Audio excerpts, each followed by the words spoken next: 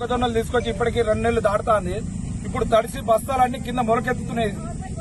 Government కొనక చాలా ఇబ్బంది పడుతున్నామన్న. ఉన్న బత్తాలు కూడా అన్ని తడిసి ఇదవుతున్నాయి. లారీలు రావట్లేవు. ఉన్న పట్టాలు కప్పితే పట్టాలు అందరూ దొంగలు చెత్తుకోపోతారు. ఒక్క సెక్యూరిటీ వాళ్ళు లేరు. కనీసం చైర్మన్ అయినా కనీసం దాంట్లో ఎవరు లేరు సార్. చూసుకునే దిగులే లేరు.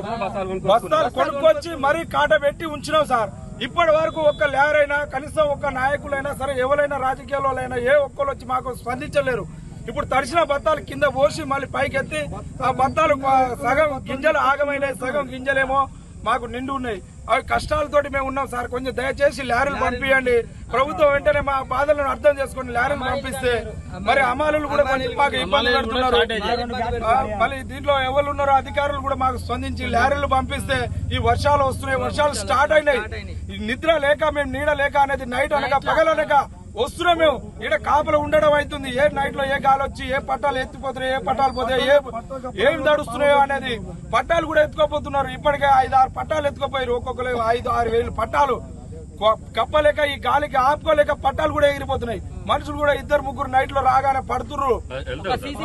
ఒక్కసారి అయితే స్పందించండి గవర్నమెంట్. దయచేసి మా వైపు చూడండి, రైతుల వైపు చూడండి. ఒకసారి పంపించాలి.